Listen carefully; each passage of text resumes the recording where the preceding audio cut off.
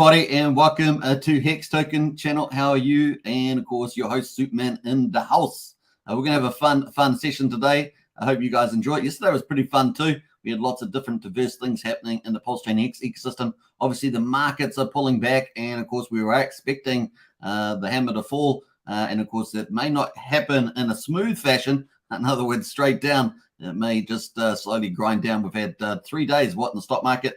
Going down here, down, following the Fed Reserve. So we're going to talk more about that. We're going to talk about Hex, of course, later on. Obviously, all the favorite charts that we talk about, Hedron, and of course, Acosa, Pulse, Bitcoin, and all the airdrops and free claims. We're going to talk about all that. We're also going to get into the Trump NFTs. We're going to get into Binance. We've got so much to talk about, folks. It's going to be a lot of fun. Hex Daily Stats coming up later on as well. We're going to talk about Richard Hart's live interview with, I think it was Paul Barron, and we're going to talk about all that too. So, man, we've got lots to do, lots to talk about. Hope you guys are going to sit down, get yourself a cuppa, maybe a hot cocoa, maybe a cool beer. I don't know wherever you are, what time of day, wherever you are around the world, but we're going to do that. So I hope you guys enjoy this. We'll go back to the old format, just as I slowly migrate to a new format, just testing things out and playing around there. So very cool.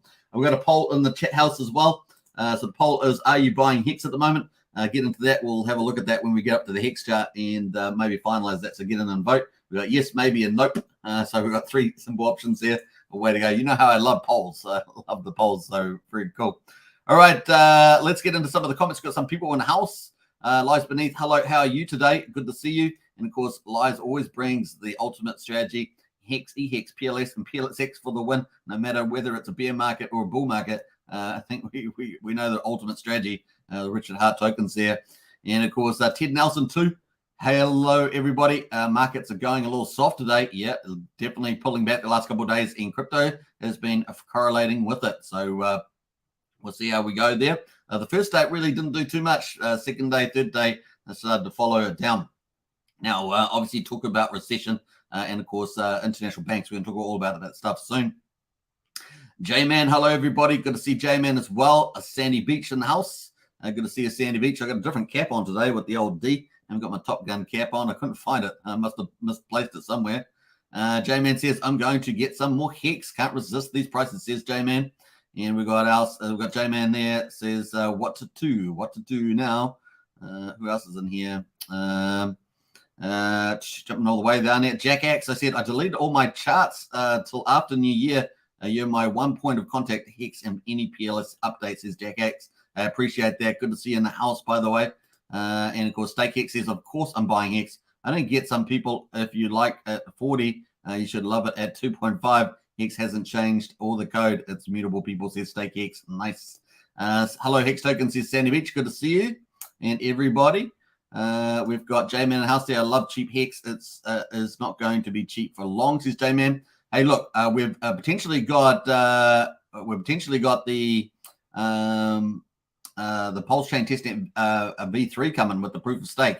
That's very bullish for the ecosystem. If we get that within the next couple of weeks, like has been rumored, that could be a lot of fun for the old Hex price there. While the rest of the market maybe is going red. Now the market may slow down too. May have a couple of days and then slow down. We're going to see how the pattern goes, as opposed to Bitcoin just going straight down like $5,000, which it has done before, right? We've seen it easily done before, so we'll see. We got StakeX says, yo, Superman, did you ditch the new YouTube format? I like the old one anyway. Well, no, I'm just trying to migrate to a new format, but I've just got a few technical issues that I'm trying to resolve, so you'll see me playing around a bit with the old format. Christian says, hello, familiar here watching the show, and good to see you, Christian. Who else is in their house there? Got the grandkids today, but more Hex for them. Buying more Hex for them and staking it. Nice one there, Christian. J-Man says V3 will be very bullish indeed. It will be very bullish. So welcome, everybody. Let's get into it.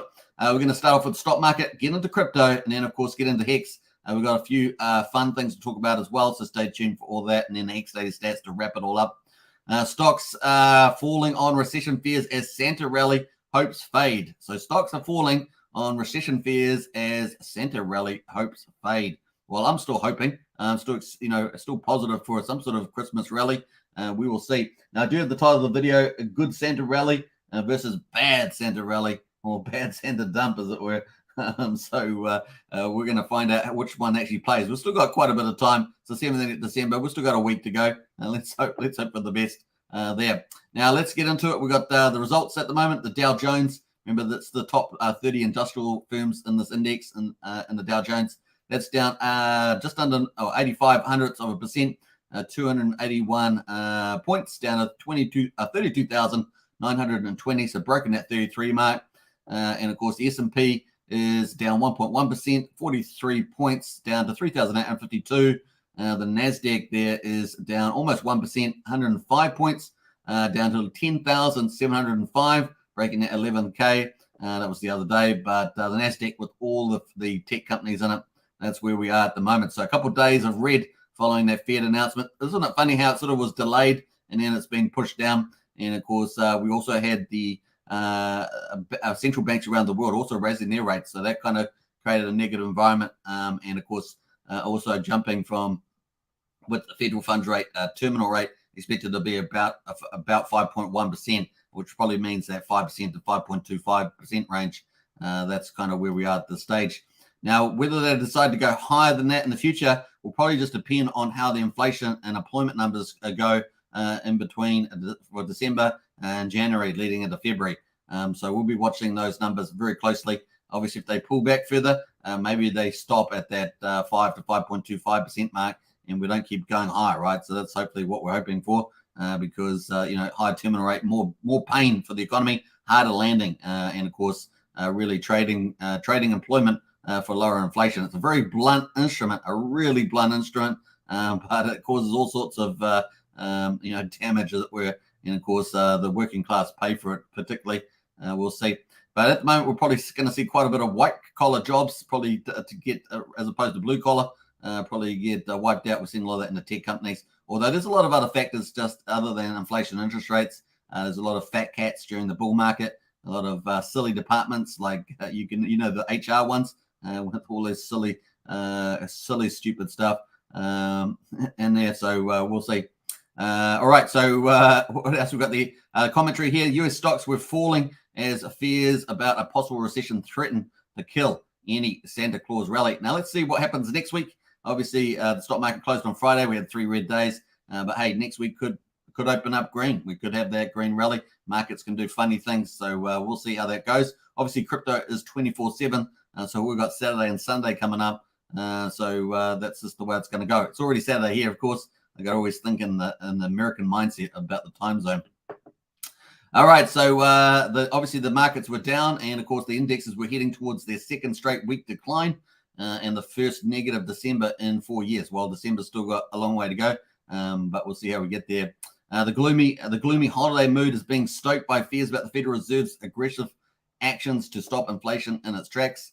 With the help of other central banks around the world, the Bank of England and the European Central Bank joined in saying rates would stay higher for longer.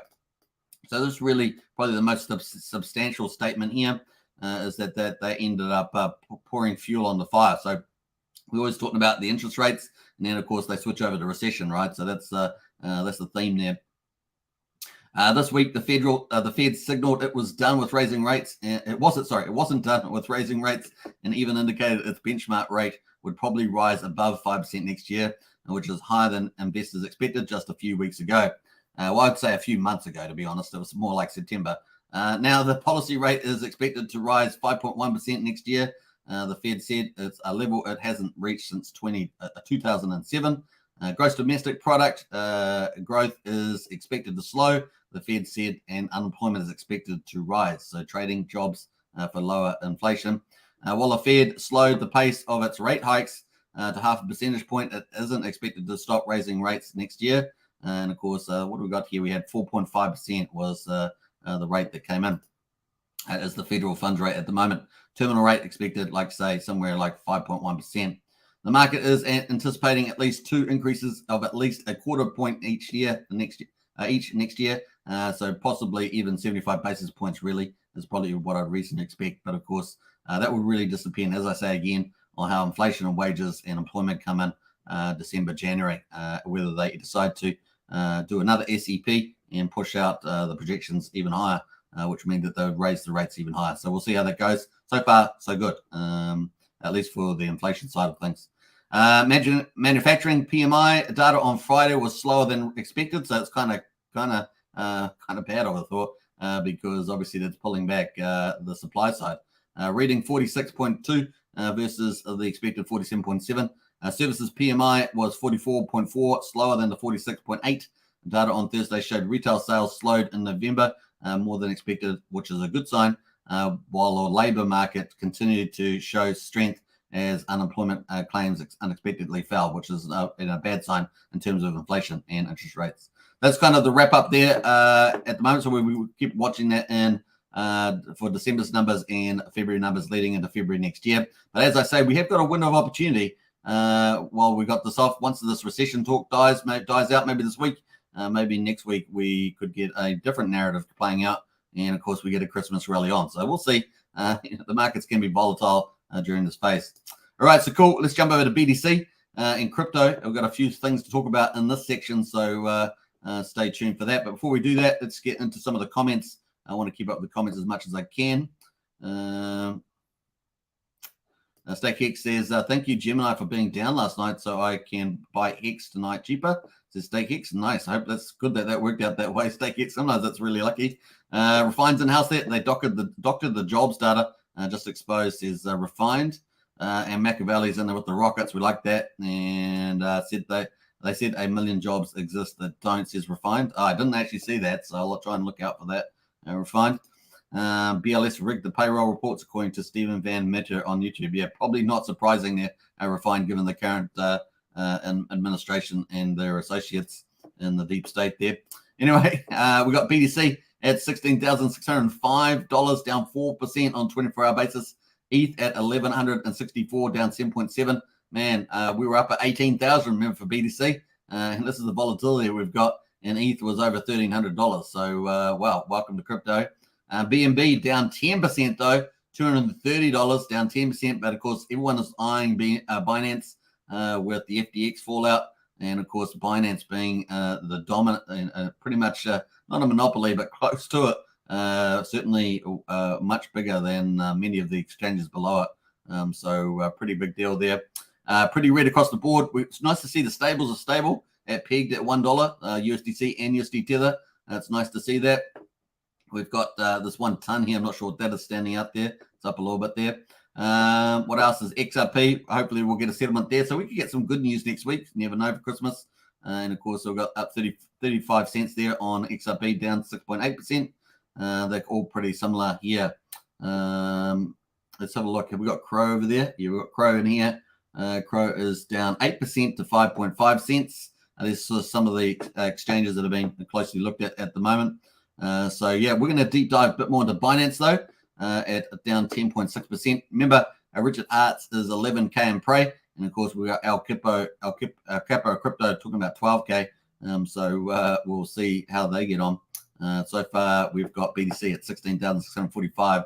So that still would be $5,600 to go. And of course, we've seen that before. Crypto BTC has gone down in a couple of days, thousands of dollars quite easily in this bear market. Let's jump over to Al Capo of Crypto. And of course, what does he say? He's a big trader, of course. Getting the timing right is always difficult. But getting the probability of something happening is where these guys get value, right? So particularly is around the probability of something happening. Now, obviously, 14 hours ago, I said just the beginning, obviously reflecting upon the crypto market here. But then, of course, 2 hours ago, he says altcoins look like they could dump 50 to 80% easily. Remember, there will always be a trigger. Expect bad news soon. But charts always talk first. Stay safe, he says. That was 2 hours ago. And that was pretty much it from El Capo of Crypto there. Now, obviously, the big talk of the town at the moment is Binance, the biggest exchange in the world. And, of course, Binance Proof of Reserves auditor Mazars pauses all work for crypto clients. And, of course, probably not a big deal, really, if you think about it. But we'll talk about the story anyway. Mazars has deleted Binance's Proof of Reserves assessment, which found its Bitcoin reserves were over-collateralized. Now, Proof of Reserves is kind of cool. It gives you an indication of some of the assets, the asset position. but it doesn't give you the liability position and, of course, leverage position, right? So that's one of the issues there. In any case, Mars deleted the Binance Proof of Reserves assessment, which found its Bitcoin reserves were over-collateralized, meaning that, it's in a good spot, right? But of course, this is no big deal because Mars is probably just protecting itself because of the fallout with FTX and any contagion. So it's probably just saying, well, we're going to step back here so we don't get pulled into any courts or anything like that. And that's kind of pretty much protecting itself, in my view. Obviously, not investment advice. It's to your own due diligence, etc. Mazars, the auditing firm working with Binance and other crypto exchanges on proof of reserves statements, has paused all work for crypto clients, Binance said in an emailed statement, and Mazars confirmed to CoinDesk. Mazars has indicated that they will temporarily pause their work with all their crypto clients globally, which include Crypto.com, Qcoin, and Binance. So some heavyweights out there. Unfortunately, this means that we will not be able to work with Mazars for the moment, a Binance spokesperson said.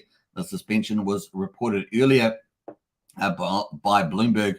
Mazars said in an emailed statement that it had only paused its work for crypto firms related to proof of work reports. This is due to concerns. This is where we're getting down to the meat on the bones. This is due to concerns regarding the way these reports are understood by the public, the company said. Mazars added that its proof of reserves report do not constitute either an assurance or an audit opinion on subject matter. And you could easily see why they would say that. They don't want to get pulled in to be accountable for things that consumers might base their decisions on. So I can see why they're doing this. No big deal, right? Instead, they reported limited findings based on the agreed procedures performed on the subject matter at a historical point in time. The accounting firm performed a proof of reserves assessment of Binance earlier this month, finding its Bitcoin reserves were over-collateralized. The link to the report on Mazars' website no longer works. The audit also found that Qcoin's BTC, ETH, USD Tether, and USDC reserves were all over-collateralized. This report is also no longer available. Mazars' assessment of Crypto.com's reserves found them to be fully backed one-to-one. Now, remember, we had the CEO of Crypto.com did an AMA and sort of tried to firm up confidence in Crypto.com's reserves. But of course, there is, he has had entrepreneurial difficulties in the past running other businesses, which may not translate over to the fact that he's a bad manager, and just maybe they were in a bad economic or financial environment that the business was operating in at the time. That's also true too. Crypto exchanges came under pressure to provide proof of reserves in the wake of the collapse of FTX. And of course, a once dominant exchange that went bankrupt last month. Former CEO Sam Bankman-Fried is now in custody in the Bahamas on charges of wire fraud and conspiracy to commit money laundering, among other things. And of course, I find the timing of the arrest was hilarious before the committee. That's this, my views on that. Just basically a political play, and so that they couldn't expose a lot of the Democrats in particular. And so it's going to be fun. Binance Coin fell after the announcement. It has lost about 5% in the last 24 hours. CoinDesk data shows, etc. Mazars were not immediately available to respond to CoinDesk requests for further comment. But like I say, they're really just protecting themselves. That's pretty much it. They don't want coming to courts and say, well, weren't consumers relying on your confidence if something happens in the contagion after the FTX fallout, maybe further down the track, maybe in January, February next year or something like that. So that's just seems like that to me. All right, so let's jump into CryptoQuant. CryptoQuant here did a Binance Proof of Reserves report, and so they've got one up at the moment. And of course, we've got the background here. In the aftermath of FTX collapse, a movement re-emerged to demand that crypto exchanges provide proof that their customers' deposits are backed one-to-one. So basically, you put in one Bitcoin, they're holding that one Bitcoin in a wallet, and of course, you can get that one Bitcoin back if you want it back. So that's what it should be. That's how it should operate, right? So that's kind of cool. Many exchanges are provided proof of reserves since then, which you can follow in real time in this proof of reserves dashboard. Now, the problem is, of course, this is a paid service, though, by the way. Problem with this, of course, is that you don't know whether they're leveraging the balance sheet. So they could be lending that asset that you put in there over and over and over again to different partners, all sorts of stuff like that. They could also be borrowing funds against your assets as well from somebody else. And that's where you get the contagion where the domino effect plays out. So I still think there's more issues around that. And they can take sometimes 3 to 6 months at least to play out we will see. Binance Proof of Reserves is of major importance to the crypto industry, as it is by far the largest exchange by trade volume and one of the largest customer deposits. So you can see at the moment. So here is the chart. We got Binance 30% of total reserves. We got Coinbase 26% of total reserves here at the moment. So this is kind of where you get the size of scale with their holding of reserves at the moment. We can also see that BTC spot trading volume by exchange. Binance is by far the largest exchange by trading volume at the moment. And of course, you can see close to 80% of the BTC USD Tether trading volume is on Binance, 80%. So it's a behemoth. It's behemoth, followed by Coinbase at 11%. Of course, FTX, down the Google there. So pretty big deal. All right, so cool. That is pretty so much highlights there with the proof of reserves. And of course, here's their key messages. Binance discloses proof of reserves report conducted by an external auditor, which we just talked about. There's there. The report showed Binance's BTC liabilities, customer deposits are 97% collateralized by the exchange assets. Collateralization increased to 101% when BTC lent to customers is accounted. Some market analysts have criticized Binance reports because the auditor made no representation regarding the appropriateness of the agreed upon procedure and did not express their professional opinion or assurance conclusion. And of course, why would they do that? As they pointed out, because they don't want to face any liability, because it's so, the FTX fallout is going to be quite large, and of course they don't want to be involved with that. So why would they do it? And in order to assess the data in Binance's proof of reserves report, we compared Binance liabilities expressed in the report to crypto quant's on-chain metric Binance BTC reserve data, our estimate of Binance's customer deposits. We found out the liabilities reported by Binance are very close to our estimation, 99%.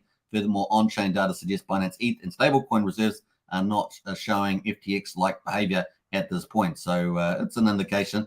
Additionally, Binance has an acceptable clean reserve, which means its own token, the BNB, is still a low proportion of its total assets. And that's another very important part. If an exchange has its own token, you want to know that that's only a small part of its asset base. And of course, otherwise you start getting into, not just FTX-like behavior, but you also start getting into a bit of a Terra Luna type of what we call endogenous play, which are bad models, as we've seen for stable reserves, also a bad model for a crypto exchange valuation.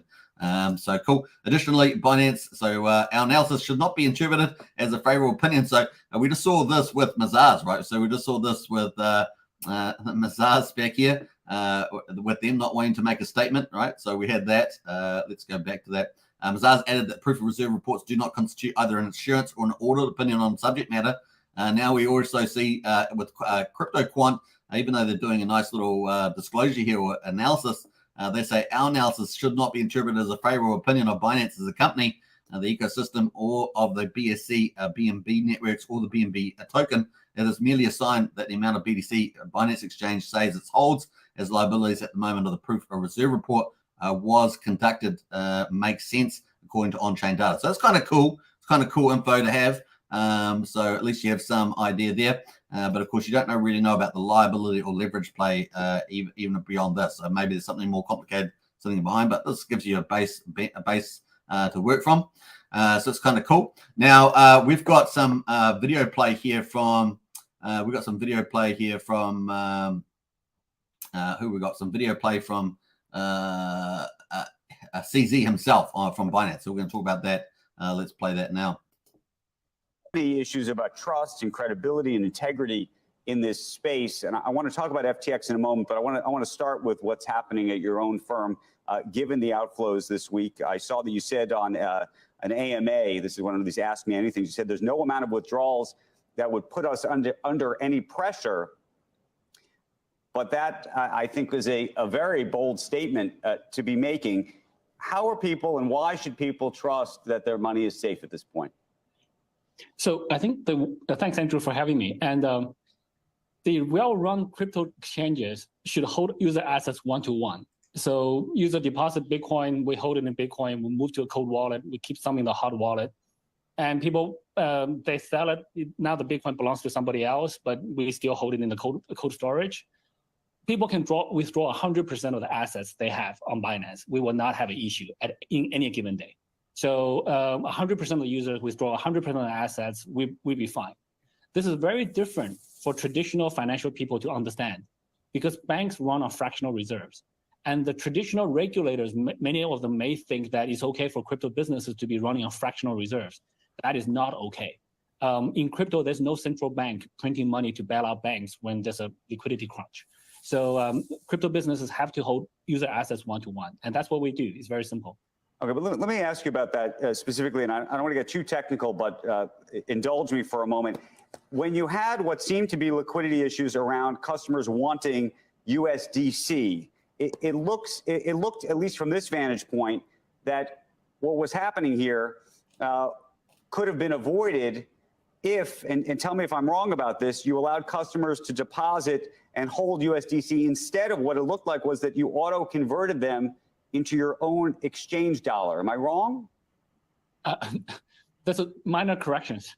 So number one is we do the auto conversion into BUSD, which is not issued by us, which is not the exchange dollar. It's actually issued by a New York DYF licensed entity, Paxos. So the reserves are in New York. It's a stable coin. The problem we had before is we have many different types of stable coins on Binance. And Bitcoin trades against USDC, Bitcoin trades against BUSD and the USDT.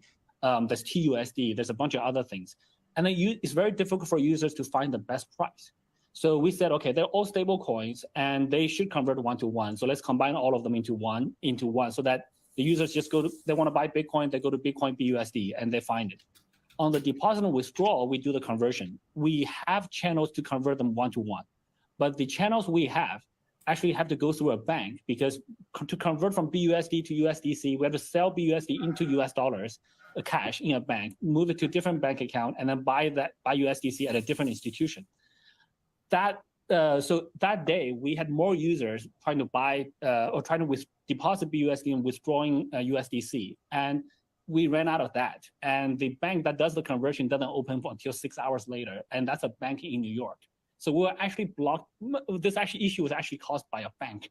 So that's and stablecoin is the only one we convert. Every other asset, people deposit Bitcoin, we hold Bitcoin. People deposit Ethereum, we hold Ethereum. Right. And you understand why I'm asking that question, because it does appear in that instance, at least, that when you said no amount of withdrawals would put you under pressure, by default, it put you under pressure, whether it was you're doing or some other bank's doing. And so the question is, longer term, would you reevaluate how you do that?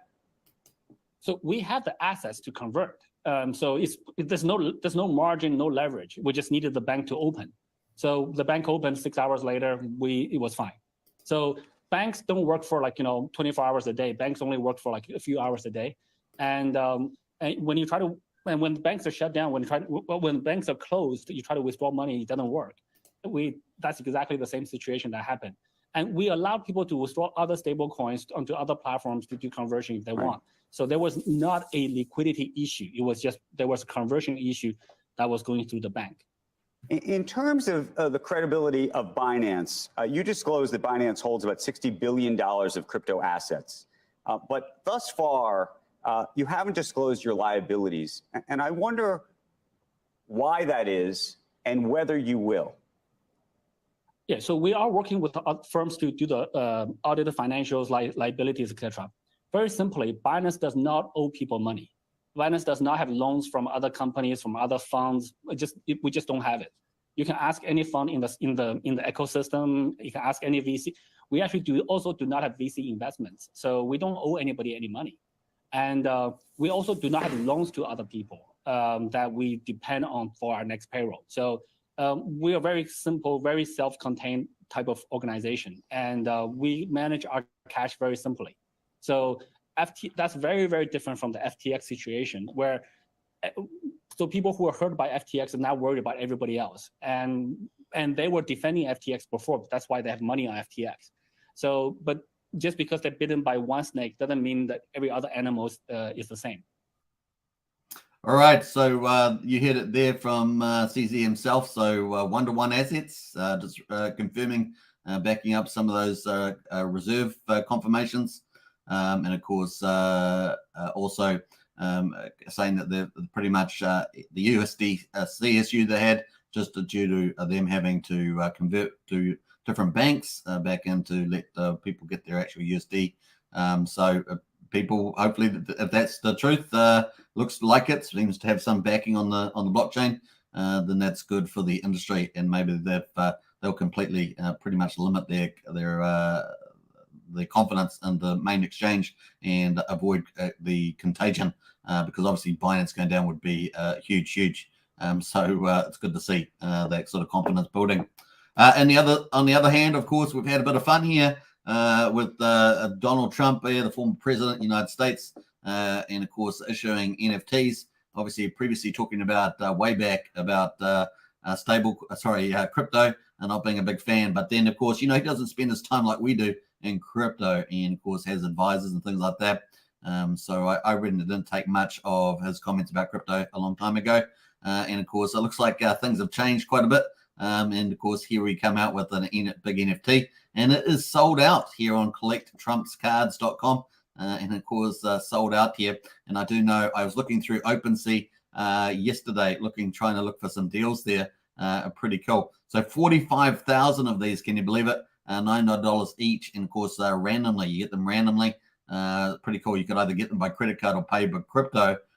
Pretty crazy. Now, there were a lot of collections of one-off. There were some with 10 or 20 or 100 as well. So getting those ones is pretty cool. I suspect that these will probably trade pretty well in crypto.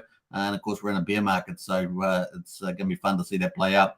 In any case, you can find them on OpenSea, and of course, you can actually trade those, which is pretty cool. So Trump's digital trading cards, and you can see items 45,000. Look at that. Woohoo! And of course, it's going to be fun to see these. I think these will probably do pretty well. And sometimes they do even better when people are fudding it, and they typically do even better, right? The more you FUD it, the better it goes. So far, we've had almost 1,700 in ETH volume on the OpenSea. We've got the floor price, and the floor price has gone up since yesterday. I saw it here at 0.06 ETH. It is now at 0.13 ETH here on the floor price. Can you believe it? So that's definitely gone up, doubled the price on the floor there. You can see lots of different ones here. I particularly looked at what people are viewed as most favorite, or most viewed. Yeah, most favorite, actually. I viewed that, and of course, brings up most favorite here. You can see this one here. Look at this one here. Someone put 4.5 ETH on the last sale. The last sale, remember, there's $99, and they put a 4.5 ETH on this thing. Look at this thing, man. Crazy. So don't be surprised if these do particularly well. I wouldn't be. And of course, we're at the bottom of the bear market, so we'll see. This one is actually pretty cool, if you ask me. We'll see how this goes, but definitely a lot more valuable than a lot of other NFTs in the place, that's for sure. So you can see what a lot of people think are favorites at the moment. Look at this thing. Holy crap. This thing here looks really cool. I know it's only a picture, but it's pretty crazy in terms of the artwork. So for some reason that's not popping up, but that gold one there, pretty impressive there, as you can see. So lots of different varieties in there. It's going to be fun to see this play out over time, and maybe in a bull market, maybe in a year's time from now or something, it might do some spectacular things. So that's pretty much it. That was side of the fun side of crypto today. Hope you guys enjoyed that. Now we're going to bring on Wolverine shortly. So we're going to talk about that. We actually might jump straight to jump past Hex at the moment and get straight into Pulse Bitcoin commentary and bring up a Wolverine. It was obviously great to have him on the chat here. So we're going to jump over to Pulse Bitcoin. So let me just jump through some of these comments. I'm going to bring him in a second. Where did I get up to here? We've got BTC in the house there. Cheers. You're welcome. Smash the likes, says Ted Nelson. Definitely smash the likes. And of course, we've got Pulse Beta saving all spare funds for PLS. Now, says Pulse Beta. Very wise, I think, there, Pulse Beta. Obviously, if you get Hex, you get a copy on the Pulsechain. So that's cool too. Morning, Superman. Jono's in the house. Good to see you as well. And of course, we've got Gunther here asking for a link. And of course, we've just given it to him. So he'll come out of the green room in a second. We're going to discuss the 10,000 Pulse Bitcoin, which is insane, Wolverine.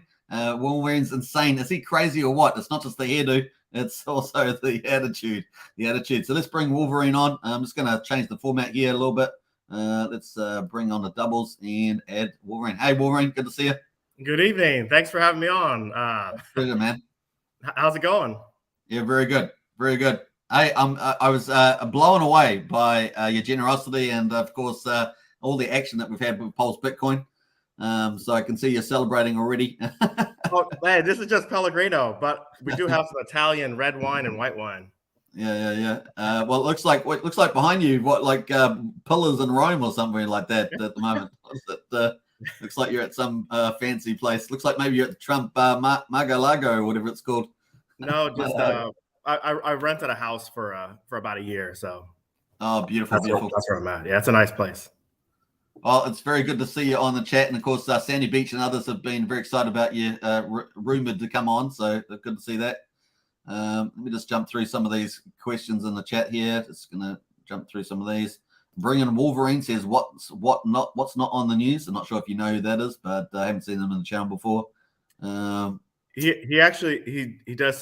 He's written some great articles for Pulse Bitcoin. Actually, I think he did even a video too that was really good. Yeah, nice. All right, so let's get into the Pulse Bitcoin commentary. We're gonna pull this in. We'll just quickly have a look at some of the stuff that you've posted out on your Twitter account. So I know you guys have been putting out quite a bit of stuff here. Let me get rid of that comment.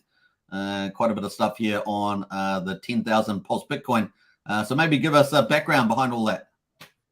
Yeah. So one day I woke up and was like, this is a brutal bear market.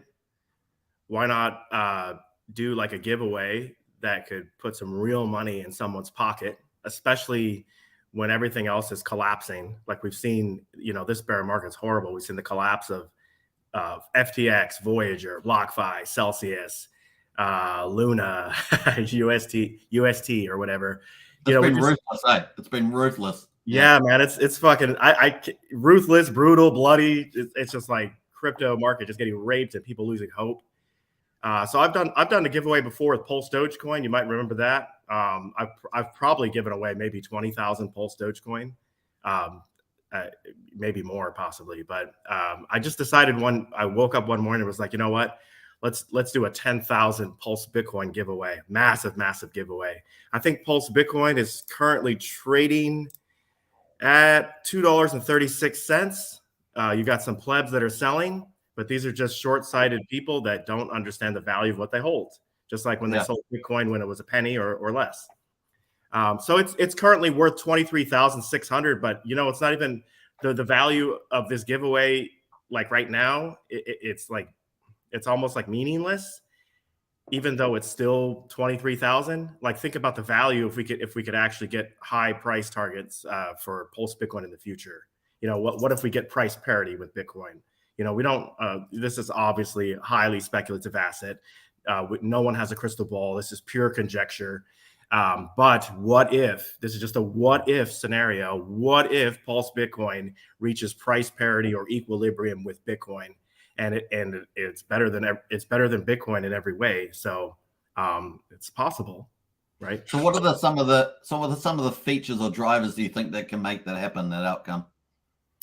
It all just comes down to a community working together and doing a good job of promoting the asset. And so that is why this giveaway makes sense, because now what we've seen a whole community come together. Everyone's producing amazing content. Some were producing content even before this giveaway. They were just every day they were on Twitter sharing like images or memes or videos that they had created. But this sort of just kind of accelerates that production. And it also, I've noticed, this giveaway is increasing the quality of the videos because there's a lot at stake. People want to win, 10,000 Pulse Bitcoin, so. Yeah, well, I've seen some of the videos on there, like A-Bits and his girlfriend and other people's out there. And look, they normally do Hex stuff, and I think they did better jobs with their Pulse Bitcoin videos. So yeah. Actually, Hex community could learn something from the Pulse Bitcoin community. They could learn something about like, hey, maybe get up and start creating content. Like they have, obviously you guys have created a lot of content. I've been in Hex since day one. So, I mean, people have created so much content, but it's important that the content is effective. It's effective and it's palatable for a global audience. Not everyone likes outrage marketing, right? Not everyone likes you know, some of the things that are kind of like, it's kind of cringe or whatever. So I think it's important. I'm not into it myself, and I think it translates further down the road, but not in the chart. It could translate later, but it could also push people away. It could push away money that would have come in otherwise. So this is just me. This is not me being critical, but just more constructive criticism. But yeah, we've had some great videos. For example, Pulse Doctor. I noticed he's in the chat. He did a few great videos. Maybe he could share a couple of the videos that he's done, a few links, and some other ones. Well, what I might do is I might pull out a few of those and put those together for another live stream. Yeah, that'd be great. Yeah. What I was going to say. So, how long's the competition been running for the 10K Bitcoin? It's been about a week or so, is it? Oh gosh, originally it was only supposed to be 3 days. Man, I don't even remember the day. I was glad that you extended it. I was glad you extended it because I thought, you know, you might as well get the most out of it because it's such a big prize. You might as well get the most out of it. So 3 days didn't really make sense, and that was some feedback that I got from people, like, hey, like extend it so that way content creators have ample time to create something. So it actually ends on I'm doing the actual giveaway from my wallet live on a Twitter space on the morning of the 20th. Not sure what time, but I'm going to do it. Yeah, I'm going to do it live. That way people can see like, hey, this is money and it's going directly to one person. And so I would suggest like submit, if you have any type of content you've created to market Pulse Bitcoin or ASIC or ASIC or Pulse Bitcoin primarily, right? You could also do Pulse Dogecoin as well since it's in the same ecosystem. But it's still open at the moment, right? So the competition's still open until then. They can submit until, I would say, submit by the 19th just to play it safe. Because once it comes to the 20th, if I wake up at 5 o'clock in the morning or 6 o'clock, I might just be like, okay, boom, here's the winner, and let's just roll with it, right? So one winner. That's it. One winner. 10,000. I mean, it's huge. It's huge. Now, I saw when the Pulse Bitcoin price went up to its high, local high, what I call its true high. Not the first day, but the true high. It was worth because you're thinking about US dollars, but if someone wins it that's not in the United States and they've got a weaker exchange rate like here in New Zealand, that was worth 56,000, maybe 58,000 in New Zealand dollars. So it can be huge if you think about it. That's how big the price is. So, and really, here's the key, right? If you are that lucky person that wins, man, you'd be shooting yourself in the foot to take that and sell it right now. I mean, you're free to do that. Once you get that money, it doesn't belong to me anymore. It belongs to that recipient. But man, you are crazy to sell it here and now at the inception of an asset. Imagine holding it, and man, I'm just saying, imagine, this is just dream scenario, fantasy land. Imagine the price goes up to 100 or 1,000 or $10,000 or price equilibrium with Bitcoin, right? So you just hold. All you do is just put the tokens in your wallet, let it sit dormant. Don't do any fancy stuff trying to trade it. Don't put it in some liquidity pool where you don't understand liquidity, like you're just putting some sell side liquidity. Just put the tokens in your dormant. Yeah, thanks, Fat Sammy. Put the tokens in your wallet and let them sit dormant. This is how you become a multi-millionaire in crypto. This is why Hex was actually so successful for early adopters, because we staked it. And what that did was it was a forced hold. Because it forced us to hold, we were able to capture really high USD price appreciation. Even if we're selling now, even if it's down 95%, you're still massively up if you were like, let's say, an early adopter on at the very beginning. Yeah. So since when did you actually launch the competition? What do you remember? What day? Oh man, I don't even remember the day. Are you tracking your social media numbers and your wallet numbers? Are you tracking things like that? Well, my followers have increased significantly, and I will kindly ask the audience, if you're not following me, if you could do me a favor, Wolverine_2241. The followers have jumped up to about 6,100 and change. So for me, that's pretty good. Like I'm not anyone special, but it'd be nice to get to boost these numbers.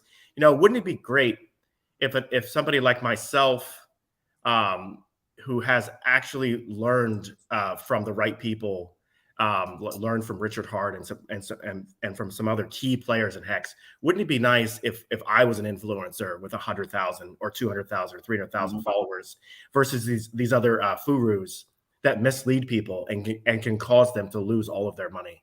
It's much more, you want people to get information from the right people, right? The ones, even if you don't like the people, a lot of people don't like Richard Hart, a lot of people don't like myself, or other players.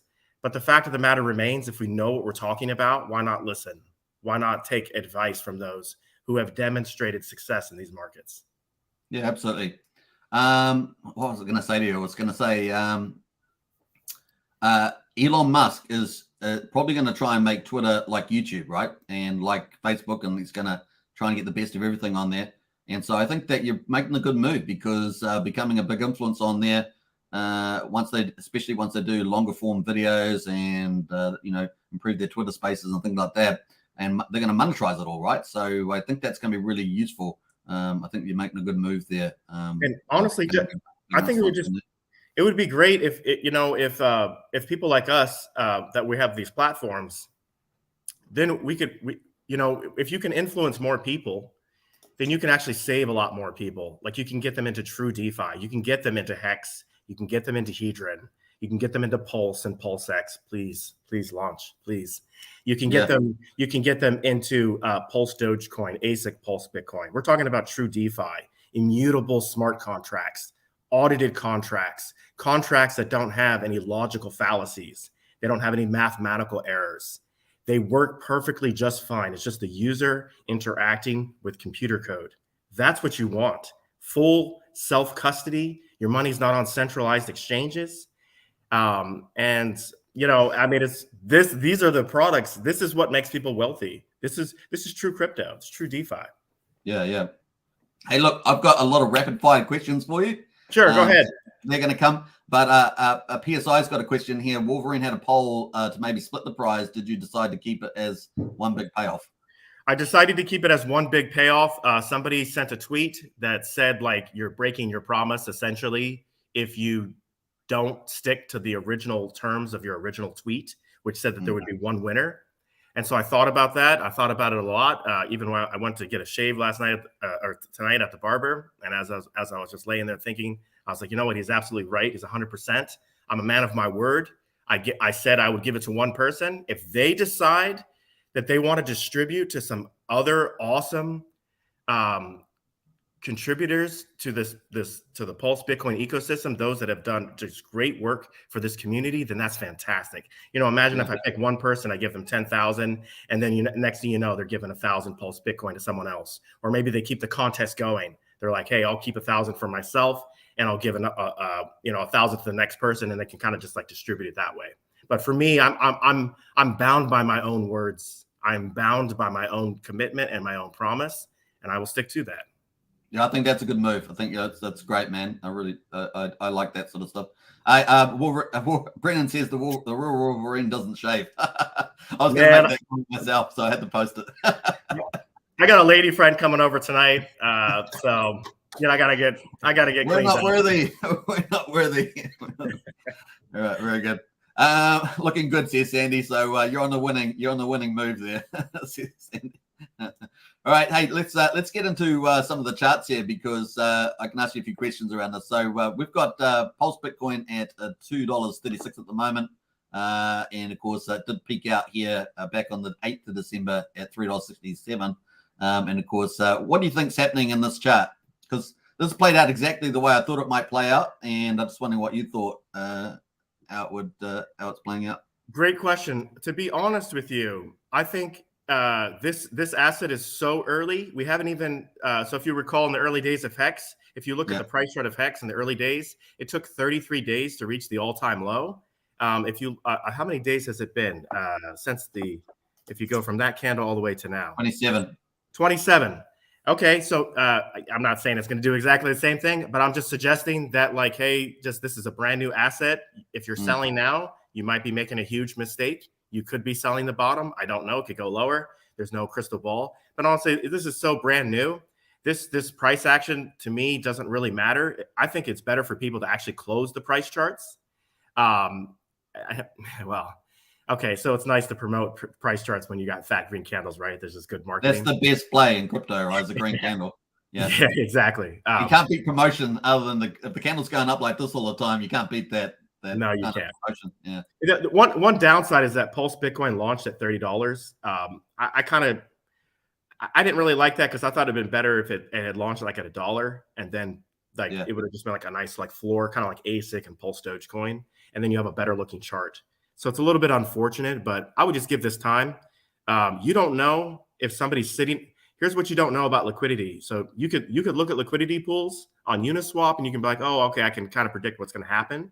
But the fact of the matter is, you don't know who's sitting behind a buy or a sell button. You could have a major Bitcoin player that's like, you know what, I like Pulse Bitcoin. I think it's better, and I want to put some of my capital into that.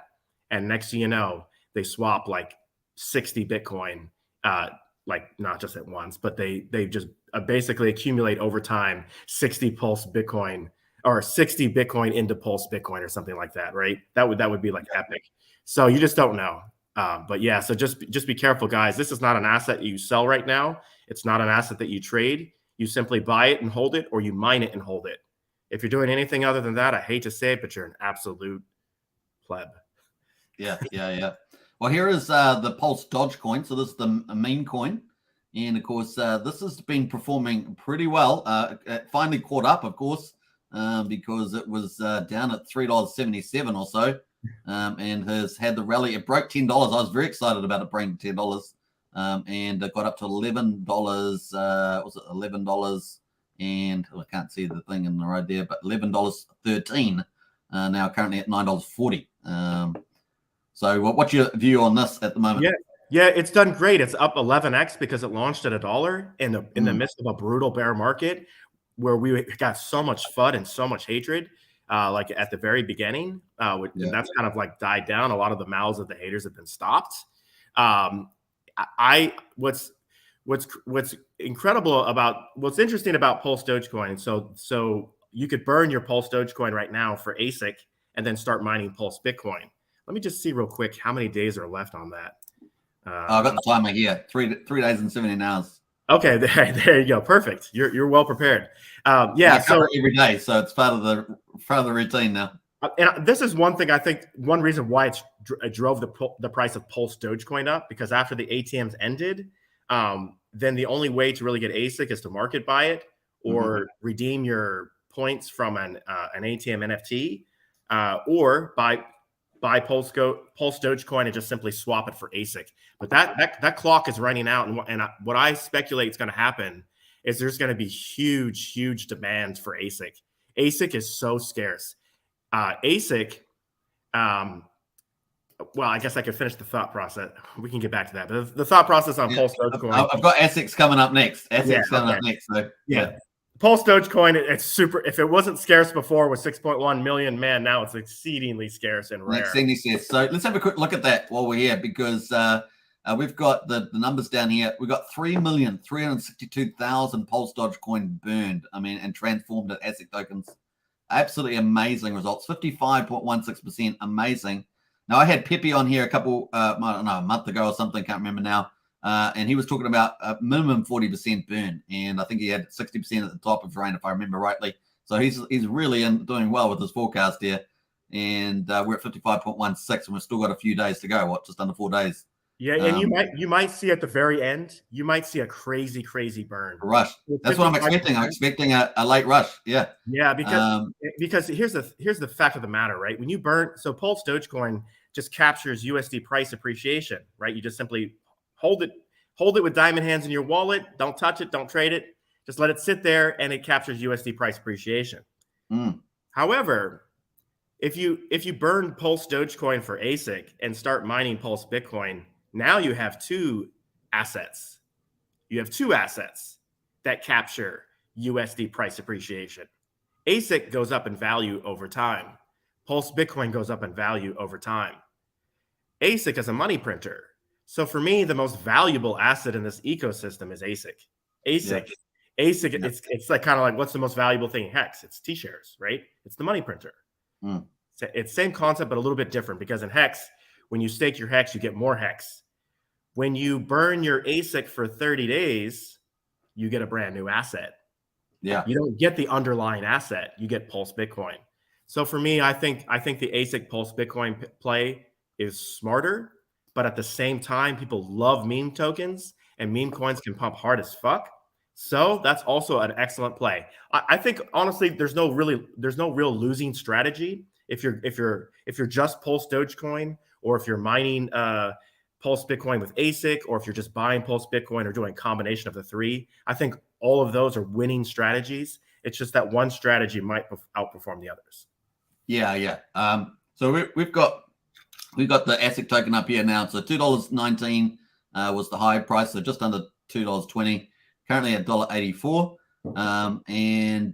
This, like I said, I've been saying that I think that ASIC and ATMs are at the top value line in Pulse Bitcoin, Pulse Dogecoin. That might flip around after the transform. And then, of course, the rumor of Pulse Litecoin coming, which pushes back more value into ASIC token. Presumably, that is the mining token that you need to, your miner, that you need to get Pulse Litecoin, which would increase its value even more. So you got all these. You got these. You got ASICs. We haven't talked about ATMs as well, because there's still quite a few of those left. 2,633, 865 points. It's actually really low. The big whales went in early. They redeemed early, and they went in to mine Pulse Bitcoin because of the APY. And of course, what's your thing of this battle between these two? Now it's So as you mentioned, you can hold your ATM, and because you could wait to redeem the ATM, right? ASIC token miner. Let's just describe quickly what it is. It's an NFT, and for every $1, you get one ASIC if you redeem that during halving 0. This has 32 halving cycles, just like original Bitcoin. So if you wait until halving 1, you get a 2x. If you wait to redeem, if you wait till halving 2, you get a 3x. If you wait all the way till halving 32, you would multiply your ASIC tokens by 33x. Now you could get these. I hear my phone ringing in the background. I may have to hop off here and just sure. I'll probably have to close this up, unfortunately, just because I have an appointment. But sure. You can man, I lost my train of thought. Okay, yeah. So right now you can no longer purchase an ATM that window has been shut. You could no longer take your US dollars or whatever, enter in to get an ATM. The only way you can do it is if you buy it on the open market. So you could buy an ATM from someone else, you could redeem it for ASIC, and you can start mining. Right. So it's going to be an interesting battle there, and of course the evaluations ATM is going to be pretty interesting as well. We might as well. We've got all these coins competing against each other. So, like you say, you're saying they probably all do well, but maybe the performance will be different between the two. So that's kind of we actually don't want them to compete against each other. That if there was one message I could try to get across to users. Don't trade in this ecosystem. Don't trade Pulse Dogecoin, ASIC, and Pulse Bitcoin. This is not smart. If you want more Pulse Dogecoin or more ASIC or more Pulse Bitcoin, then buy it with other capital. If you trade it, you're actually hurting the ecosystem and you're bringing the price down of the other assets because they're bonded via liquidity. Oh man, it sucks, but I have to go with this. You have to go. Hey, Wolverine, that was really cool. We'll have to get you back on again, of course, and we'll have more chat about it, particularly after the transform period. Have a good night. Thank you so much for having me on. I really appreciate it. All right. See you, Wolverine. Bye for now. Later. All right. So let's wrap this up here. We've got. Sorry, I was going to get a couple of questions, but Wolverine had to go, so we'll leave it there. What else? Thank you, Wolverine in Sandy Beach. That is true. All right. So cool. We did have one question here from that I could answer here. So who was that asked that? Bob Wells says at the moment the ASIC is at 0.4 premium to transform in PLSD. Well, someone had a question here about buying, I think.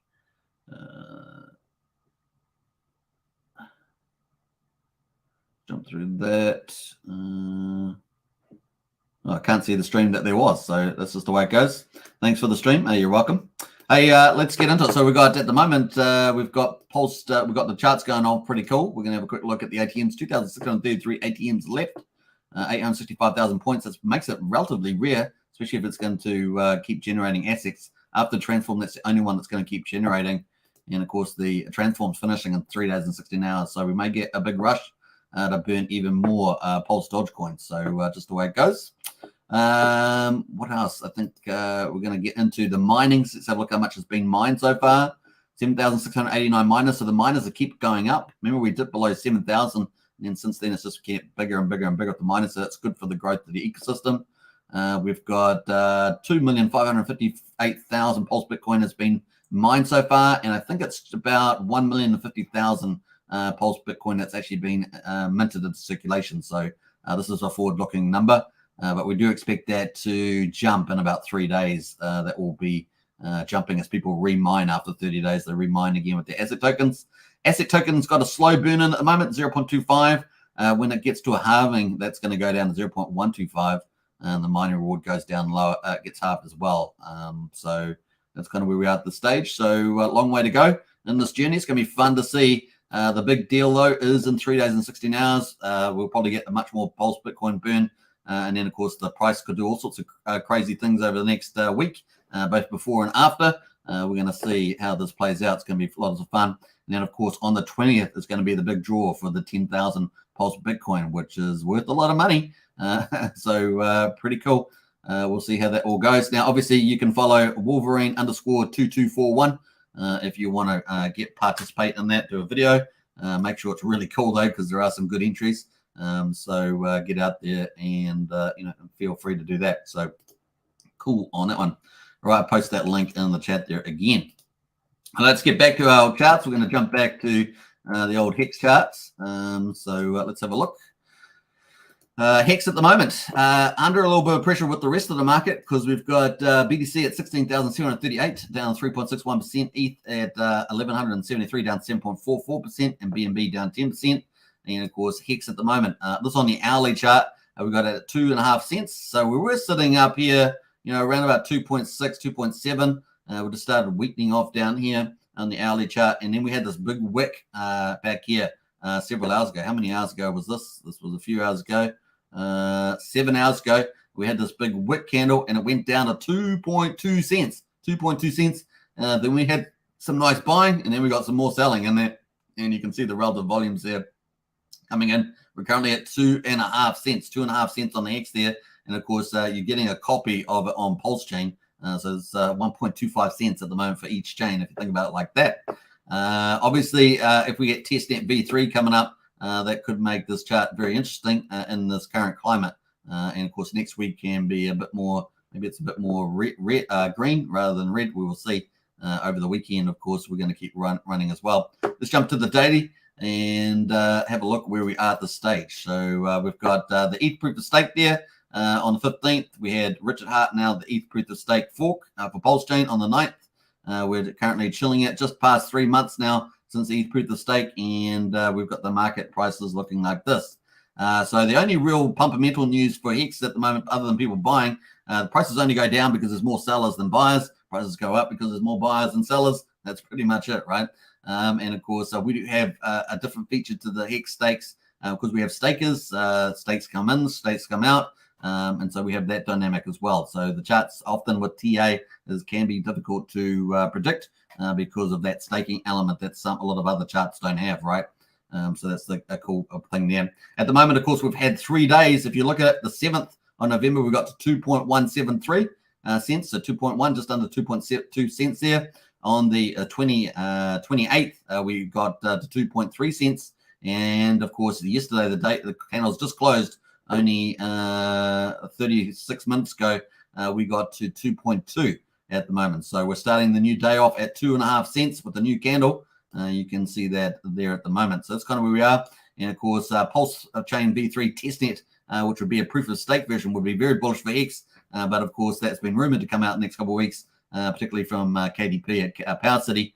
And of course, we also saw some comments around from Walrus from Liquid Loans. So yeah, that's kind of the thing. Other than that, it's just going to be normal buying and selling, normal market conditions, and we'll see where we head there at the moment. We have had lower lows though, lower highs, sorry, in the chart, but we've managed to, we've hit this around this 2.2 cents quite a few times now as well. So the local low in our bear market is 2.173 on this chart, and that's kind of where we are at this stage. So that's kind of where we are. We'll see how we get on. Bring on Pulsechain testnet v3. It's about all we can say. So have a look at the Hex whale bot. We did have some big sellers. We had 31.2 million Hex sold 7 hours ago for 727,000. And of course, people risk off, right? This is what we're getting. And it's not to do with Hart's law. It's to do with risk off, which is a much bigger principle. As you guys know, I talk about all the time. And of course, there we are. This guy dumped his hedron for Hex. This says Shervin, and then dumped Hex for USDC. So we've got a bit of that going on as well. Darn it, says the thing. So we've got lots of people commenting on that. The Grinch that stole Christmas. Yeah. Says Rossinati there. So there's some funny stuff in there. Now, we also had 7 hours ago that it's probably part of the same wallet, probably. I haven't checked, but it probably is. And of course, this is 9 million sold for 208,000. That's pretty much $1 million bucks getting sucked out of the liquidity pool. Must suck selling under 2.5 cents, then seeing price bounce back up to 2.55. Obviously, we're back at 2.5 cents at the moment. So we'll see. People posting all sorts of charts here about valuation and smart money. Let's see what else is in here that's interesting. Moment of silence, moment of silence here. I love it how Hexkins respond to these things. It's pretty funny. All right, so cool. This guy dumped his hedron for Hex. We talked about that, didn't we? RH Live. Obviously, we're going to talk about RH's interview. That is live as well. We're going to talk about that. 100,000 Hex just in-staked. And, of course, the reward was 77,000. Penalty 177,000. We've been getting a lot of penalties lately. So if you are staked, it's time in the market and you're reaping the reward. We've seen lots of these stakes here, crazy stuff going on. There's another one there too, 2.4 million stakes as well. Maybe this is just some of the risk off stuff playing out, but this is not even, is it halfway? Yeah, just past halfway. So they get their principal back and a bit some, but yeah, look at that crazy stuff there. Big payday in there, you see, giving them some protection. So cool. That is pretty much the whale bots. Let's quickly jump over to Richard Hart, of course, and listen to him because he did an interview today with, let me jump out of some of this. Richard Hart did an interview today with, was it Paul Barron, I think it was. So we're going to listen to that and his view on the current climate with the markets and what his prediction for 2023. There's some of the highlights from the interview. Hope you guys enjoy it. I probably will post some more on this later on today, so stay tuned for that. Who else is in the house? We've got a couple more comments. Nothing that, let me have a look. PSI says, I feel like we're in high fear right now. Maybe not max, but sure a good buying opportunity for Hex or any crypto, says PSI. What a wonderful community, says check my pulse. Very, very nice. Sandy Beach says he's a meanie. Who's a meanie? I'm not sure. Who was I talking about? I'm not sure. Anyway, so let's listen to Richard Hart. There's some of the highlights from his interview that he did earlier today with a very big YouTuber. So I think he had something like 350,000 subscribers. And of course, there was a poll done who he should have on, Meet Kevin and Mr. Wonderful and all sorts of stuff. And Richard Hart smashed the poll with something, I can't remember what it was, 90%, something like that, 95%. The Grinch, you're talking about the Grinch? Yeah, Minch is a meanie. The Grinch is a meanie, the Christmas Grinch. Yeah, we're going to get into PSI says 100% picked up a little today. Nice one there, PSI.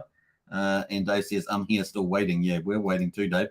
All right, so listen, this is Richard Hart talking about that pretty much more pain to come. He's still expecting some of these big wallet holders to dump on it. But I don't know if it's going to necessarily hold up things that he's planning. He's also got his predictions for 2023. So we're going to listen to that. It's a couple of minutes long. So I hope you guys enjoyed these highlights from today's video. Let's go.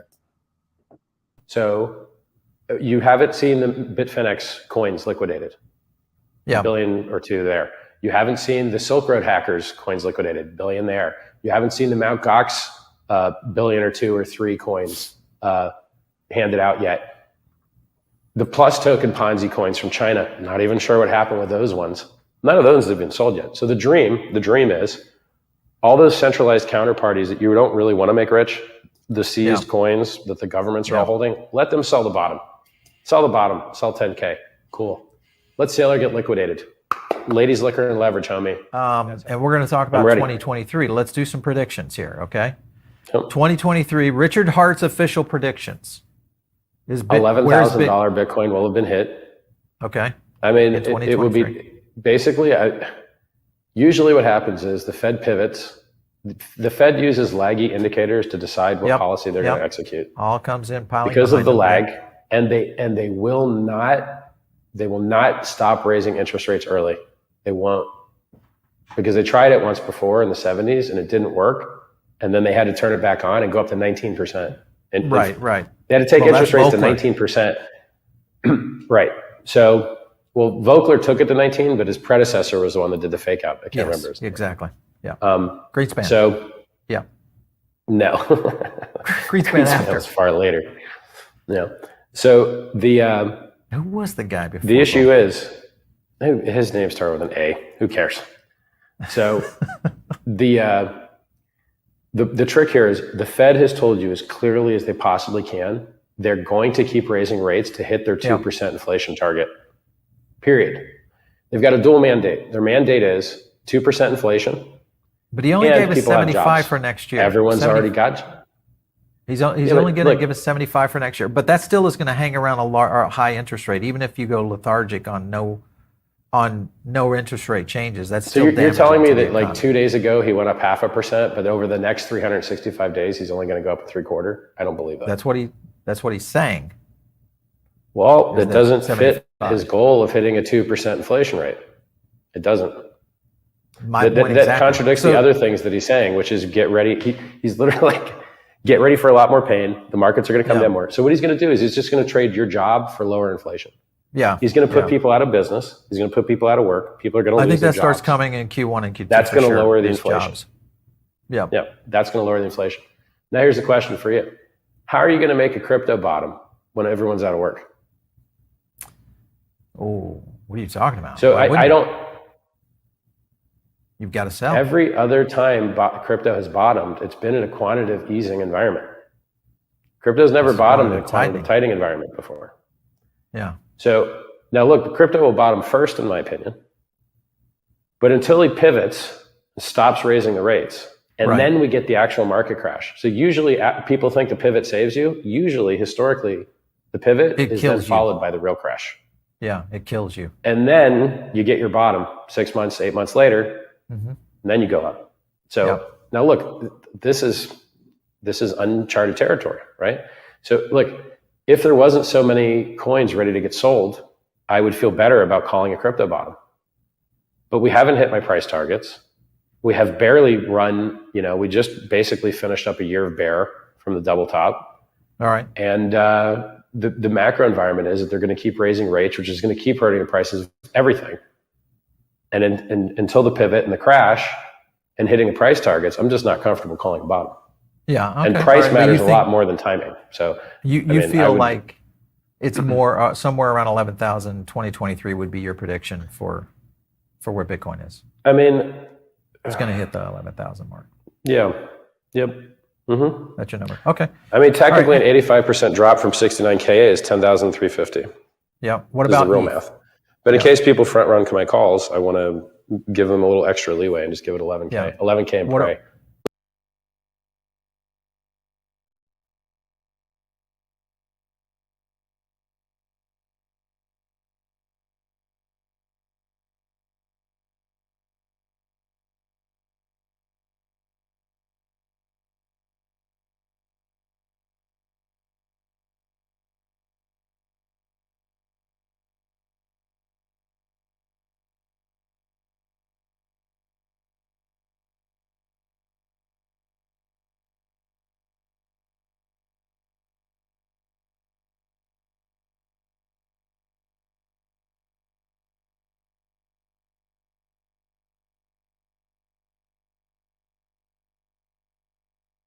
Sorry, I had the mute on again. So Richard's talking about muted.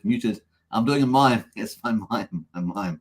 That's the extra content today is the miming. All right, so no. Rug. Superman, let's go, Superman. Yeah. All right, so cool. Yeah, so Richard's really talking about pivoting. When he's using the term pivoting, I interpret it as him saying the rate's going to go up to a terminal rate. And of course, he thinks it's probably going to be higher than 5.1. And of course, be much higher than that. So we'll see. If, like I said, if the inflation and employment comes down, then that gives less reason to go higher than that projected SEP terminal rate of 5.1%. So that's not too bad. Now, a real pivot, though, is further down the line. So we get up to the terminal rate. We have that terminal rate holding up for months and months and months. And then the Fed decides, well, inflation's come back closer to 2%. Maybe they think 3% is okay. And they start to relax the interest rates, right? They know that all these impacts on inflation are lagged. And so they then pivot. That's a real pivot, right? Real pivot is when they go back to lower the rates or something like that. And maybe even expansionary monetary policy as well. Because we've got those two things, right? Interest rates going up and a constriction on the monetary supply, particularly from the Fed balance sheet. So those things are going on at the moment. And we would like to see a bit of an expansion in the money. I've told you I'd like to see 5 to 10% expansion would be pretty nice. So cool. We can read lips, says check my pulse. That's nice, man. Computer science says Superman's kryptonite, the mute button. It is, man. It is my kryptonite, that's for sure. That's hilarious. All right, so that's kind of that's a true pivot is further down the line. So people are using the word pivot just more casually about stop raising the rates pretty much. But that's kind of the thing we got. Getting up to the terminal rate, how long that lasts is also impacts how bad it's going to impact the economy. And then of course getting trading inflation for jobs, as Richard says. And then of course we get the pivot. After that pivot, of course, because the things are lagged, we typically get bag earnings and multiples for a stock market, and of course the markets tank that way. Crypto is different though, right? We don't have those same dynamics. We don't have earnings ratios and reports and things like that for most of crypto. Obviously, there is some reporting depending on what DeFi or CeFi you're in. But apart from that, we don't have a lot of those things. Crypto can do a lot of different things that stock market can't do. So we're going to look forward to that in the future. So that's kind of Richard's prediction for 2023. Pretty much, he doesn't know the timing either. And he knows what he wants to see, but he knows that he's still holding on to his target of 11K and pray. And of course, we can't deny that there's a lot of things around that can make that happen, right? So we've had a pretty ruthless bear market, as we talked about with Wolverine, with all these institutions, CeFi in particular, CeFi and centralized exchanges that have been hit hard, right?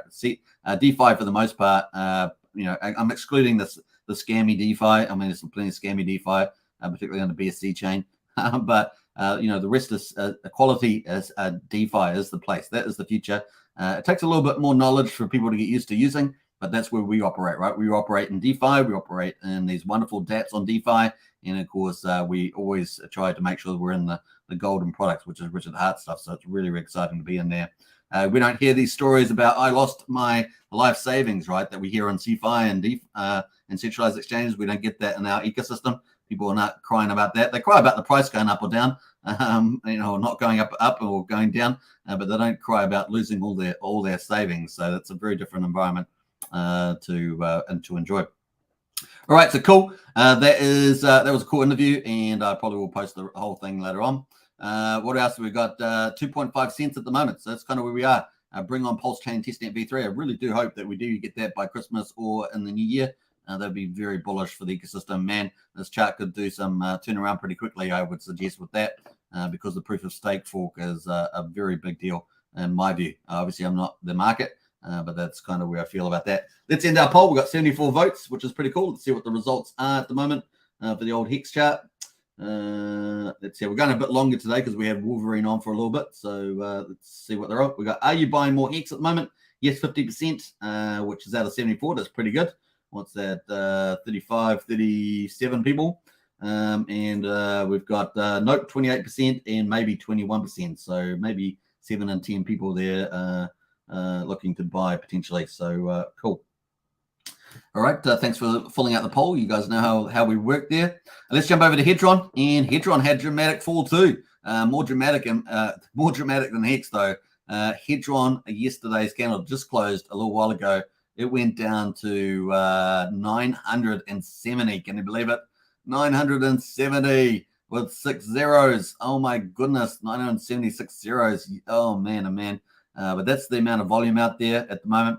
I've been a little bit disappointed with the burning. I mean, there's been a lot of net burning days, but that's kind of been a little bit disappointing. I think one key thing that would have made it even better would have been Poly if Poly was bidding, right? They would have bid up a lot of the auctions that we saw, particularly for those 90 plus 8 Hex HSIs that were over $1 million. But, I mean, they've still performed and it's still been burning. We've seen a lot more minting, right? A lot of minting, obviously, particularly when the price is at 2,000, right, with 5 zeros. We see that's still pretty valuable. Now, that being said, of course, it's still bounced back here to 1367, so back to 5 zeros again. And of course, people are earning this in addition to hex stakes. If you've got hex stakes, you're earning a base hedron amount, one hedron per B share per day served. So you're still earning that in addition. Obviously, if you have launch phase bonuses, you're up to, you know, what, 11x there, 11 a day or something like that. So it's pretty exciting. Let's jump right up my comment on PSI's comment. Where else there? Let's have a look here. Bob Bell says that short video looks to me like RH is saying the bear is ending in 6 to 8 months away. Yeah, probably. That's probably a reasonable interpretation of that, Bob. He doesn't know the timing though, but yeah. Boop the likes, definitely boop the likes. PSI says people have lost faith in Pulsechain, so it'll make the pump even harder when it's announced. I agree with you that on PSI. Now, a certain big part of the community is definitely that is the case. Not on this channel. We are waiting patiently, as Sandy Beach would always say, waiting patiently. 1367, that's kind of where we are. Let's have a look at the amount of auctions up for grabs. Now, there's been one big bidder. We know that there's been about 650, 700 bidders or something. One big bidder has been accumulating these T-shares, snapping them up. So someone understands the value of these and getting really good discounts on XD shares. We've got 4,936 in the liquidity queue that have not been bought into auction yet. And of course, let's have a look how many are currently in the auction now. It's 50. Man, that's a big jump up from yesterday, remember? But we're expecting some nice T-shares coming up before Christmas. Some of them over 1,000 T-shares a day on the old auction, so it's kind of cool. Let's have a look at what are the big ones at the moment. But there's always opportunities in here for anybody to get pick up some nice T-shares. We've got 108,000. That's got 9 hours to go. We've got 1.3 million hex, 162 T-shares. It's going for only 903 million bid on that at the moment, but still 9 hours to go. I suspect that's one of those 90 plus that will probably get bidded on. So that's going to be competitive. Let's go through to here. Looking, there's heaps of opportunities here to get some potential value. Make sure you do your maths though. That's it. So there's only one there that's over a million hex, but we'll be watching that. That's going to be pretty cool. 162 T-shares, no bonus in it, but still pretty cool. Let's jump over to the airdrops and free claims. Now, if you haven't joined our Discord link is in the video description. And of course, you can find all these if you qualify. Now, Zen, of course, has been something that's something to watch coming up over the next few weeks. We are expecting Zen NFTs and minting. I did post a video yesterday, I think it was, on the dashboard by Zen Turbo. Really beautiful looking, cool thing. And of course, we look forward to getting something like that in the X community. We do have lots of great charts and data sites, obviously probably better than most. But I do think we could up the game on some user interfaces, some graphical interfaces and stuff like that. We have had, was it Hex Fire or Fire Hex or whatever it's called, Fire Info. I can't remember the site, but that's been dropping some more information all the time. So I do appreciate that as well. So cool. We've got the price down here at 5 zeros, 3,096 for Zen. Obviously, there's a free mint. You just have to pay for the fees. It's on 10 chains. We're just pretty much following the ETH chain. Now, we expect to see this with the log function, but we do have Zen NFTs and burning coming up, which could potentially be a short to medium term game changer on here. So we'll see what happens, and expecting that somewhere between Christmas and New Year's, kind of when current expectation of where that might launch. So that's not too far away.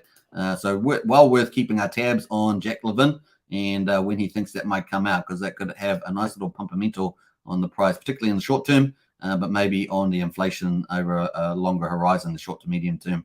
We'll see. Because we're obviously just massive. If you know, log functions has got a massive inflation at the beginning. You earn something like 60,000 a day at the moment, but in 8 years you'll only earn 10 a day for minting. So definitely is a big deal. I think it's probably down to about 4.4%, something like that on the early bonus. Once that goes down to zero, we see that on Polygon it's down to zero already, and places like that. So it's definitely on ETH chain still pretty cool to mint actually at the moment.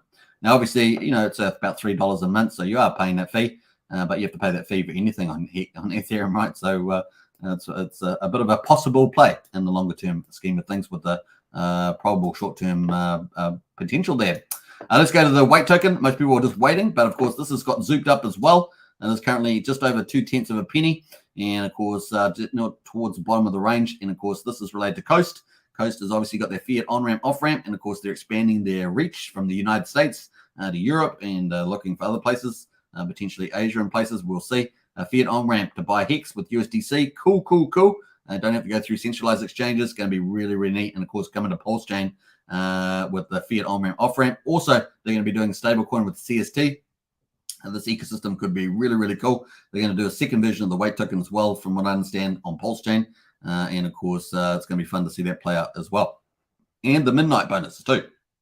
So that's coming up as well. Cool things happening there with the weight and the Coast. We're going to keep watching them. If they deliver all the stuff, man, this is alpha, top tier, AAA stuff. And we look forward to that being delivered. It's going to be a pretty big deal from my point of view. Check my pulse says prepped for sideways through 23, 24, 25. Bull run staked, following good opinions from Superman, and got some spectacular plays. Feeling very confident on my choice. Really appreciate all the opinions. Says check my pulse. Hey, you're welcome, man. Hey, look, we've had pretty good calls on this channel. Obviously, nothing on this channel is investment advice. You must do your own investment due diligence. But we have had a pretty fun bear market. Obviously, we're getting down to probably, in my view, over the next month or two, we're getting down to that, that final hammer somewhere in here. It's going to be the final hammer, I suggest. We don't know if particular bad news is coming. We're getting risk off at the moment. Obviously, there's recession talk, but next week that could be gone. People could be talking about something else next week. We'll see how that plays out. No one really knows the bottom. Not anybody that I've seen. They just know that we're expecting a full retrace, and we've got these opportunities in play at the moment. Hex at 2.5 cents, Hedron at 13.67. And of course, here are free claims here, 2.2 cents on weight. The Paul Pleb. Now, Paul Pleb's got 3 weeks to go to claim. I did check it up yesterday. Yes, I got around to it. It has got about 3 weeks to go, but of course, it's not worth that much. It's about 1.4 million per claim. And of course, the price has got 502635. And it's near the bottom there. So it's only worth a couple of dollars, what, $3, something like that. Maybe even cheaper, $2.50. So, it's a longer play. Now, some people have claims, some people haven't claims. You must do your investment due diligence. Good. They have had an audit, of course, on Paul Pleb. And of course, you can check that out. I think it's working on the site there. And maybe the Pulse Police have also looked at this. You can check that out too on Telegram, Pulse Police. Check out a lot of these things for people that should give them more confidence in claiming. So that's something you can think about. That is pretty much it on there. Let's look at the Hex Daily Stats. Woohoo! Hex Daily Stats, man. And of course, what day? 1,000.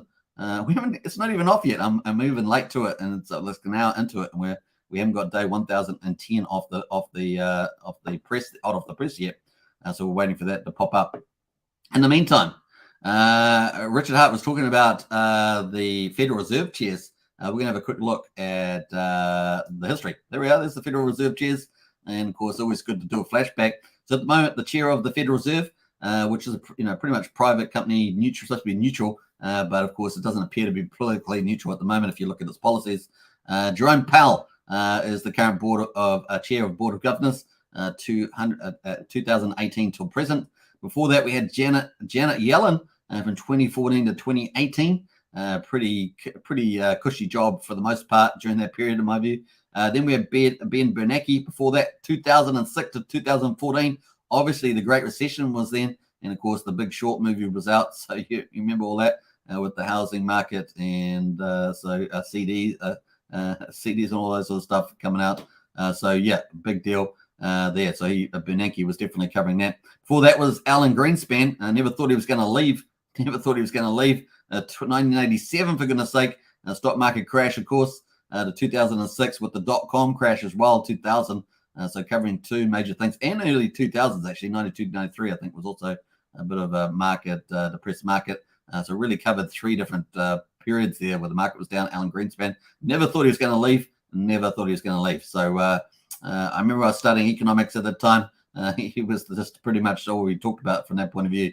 Now, before that, we had Paul Volcker, 1979 to 1987. So I think that was just post the oil crisis there. I can't remember, it was 78, 79, I think it was, something like that.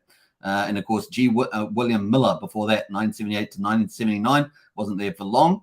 Before that, we had Arthur Burns. Isn't there a TV show with Arthur Burns? Something like that. Can't remember. Let me know in the chat if you remember. 1970 and 1978. And, of course, we had the issues in 1972 there. 1973, we had oil embargoes and things like that. 78, the oil crisis stuff happening there as well. And then before that, we had this long, look at his name, William McChesney Martin Jr. Wow, 1951 and 1970, 19 years. Are you kidding? Now, that is incredible, 19 years. So some of them have been around for a long time in these positions. Before that, of course, 948, 951, Thomas McCabe. Before that, 936 to 948. Look how long these guys hold these posts. Mariner Eccles there. And, of course, that was during the war, right? During the war there. So running the chair there, pretty crazy stuff there. So we're going to finish off there, but that is a link. That is pretty much all the reserve chairs right back to World War II. Pretty crazy. And, of course, it keeps going all the way back to 1927 there with Daniel Kissinger. So pretty cool. Even William Harding there, which I believe is a famous economist, if I remember right. They can't remember exactly. And Eugene Meyer as well. But William Harding, I'm pretty sure, was pretty well known there. So cool. 1916, 1922 during World War I. So some crazy stuff. All right, so cool. We can see that it wasn't until 1987 that we got some colored photos, apparently. Apparently, it was 1987 we got some colored photos. Before that, we were looking black and white, so pretty crazy stuff. All right, so cool. We still haven't got day 1,110 off the press there, but we are waiting patiently. For that, we're doing an extended live stream, obviously. So that's just where we are. We got BTC at the moment at 16,725, ETH at 1174, BNB at 232. The market is down for the third day. And, of course, crypto followed the last 2 days pretty much. Hex at the moment, 2.5 cents. Can it hold on? We got obviously 50% of people said that they were going to buy. And another, was it 20% or so, said that they may buy. So we'll see that. Is that what my numbers were? 21%. Yeah. All right. So cool. We're going to wait patiently for the Hex Daily stats. And that should be out hopefully soon. It's one of these days where they can't take ages and ages to come out. So cool. Who else is in the chat here? We've got The Simpsons, says Michael was saying The Simpsons. John Woodward's in here. You don't hear much about some of these. Yeah, that's true, John. You don't. Tail7 says, do you think swapping Hex to Pulse Hex during the pre-bridge window could be a good play? No, I don't actually, Tails. I think a lot of people are going to do it. That being said, there's always opportunities on a time basis at some point, right, where things ebb and flow back and forth. So there may be something to do. I typically suggest people not ratio trade. I think there's less people going to do that now than there was at the beginning, back in like February, March, when people were talking about that a lot. I think there's a lot less people thinking about that now. Michael Sen says nuts. What's the nuts? I can't remember. Is that someone, did they say something like that? Nuts. I remember someone saying that, nuts. Was it a president that said nuts? Can't remember now. I'm still waiting for the weight token, says Santa Beach. That is true.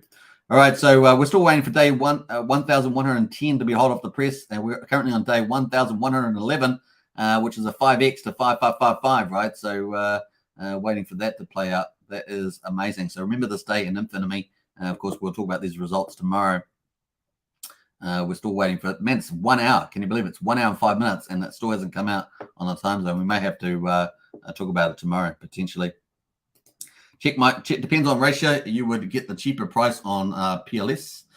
Says check my pulse. Probably. The people might try and ratio trade other peers like top ERC20s, maybe SHIB and Link and things. Anything that has an ETH pair, right, is what we're expecting to be set up by the AMM bot into the Pulsex. So yeah, I'm going to wait till wait in clear water, says Michael was saying.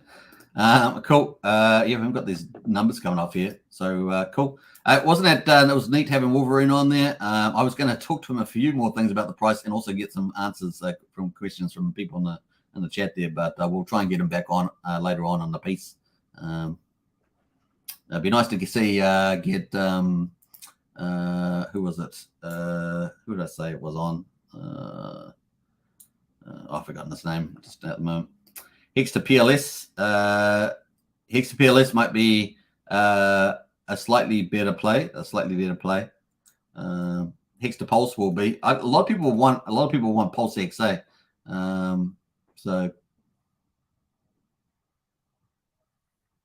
there'll be a lot of people wanting both Pulse and PulseX. That's my gut feeling there. But I actually think that might be a bad play over time. I I personally would like to see, yeah, I think people are going to do it anyway, right? People are going to go for Pulse and Pulse X. That's just what's going to happen. But I think they might be a bit deceived by the fact that that you will have two strong passive incomes in terms of Hex, and I think there's going to be a wealth circle back from Pulse and Pulse X into Hex to a big degree as well, especially if the liquidity pools are big, nice and fat, which is what Richard Hart's indicated in the past there.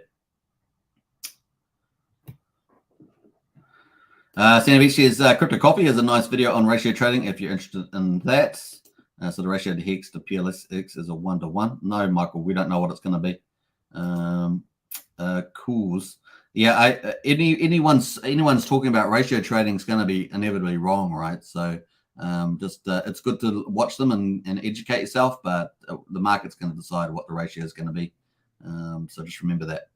People are doing their best efforts to try and help with thinking through it, so you can watch them, but the market's going to be pretty volatile, particularly in those first 2 days.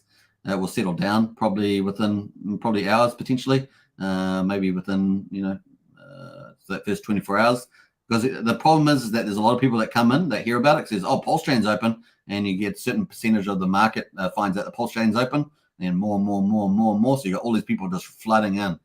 So the first couple of days is going to be pretty hectic, especially that first 24 hours. And then you're going to have all the latecomers come in. And once that bridge opens up, of course, the timing of that is uncertain also. We're expecting 1 to 2 days later. And so, yeah, then you've got all the stable coins potentially flooding in as well. And then you've got the waves. I've talked about the waves before. 6 to 8 weeks later, you've got the waves coming in where you've got all the DeFi coming in, basically 6 to 8 weeks later.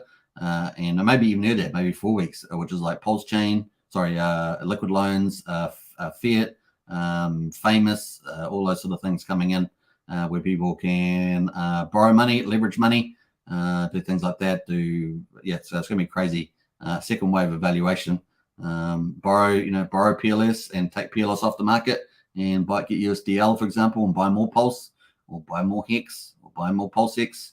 It's going to be pretty crazy to see that play out. Sandy says, plus you have to wait to bridge in your eHex. Yeah, people will be bringing in the wrapped Hex there, that's for sure. But we want to see the OA move and the sacrifice wallets move, right? We want to see that move.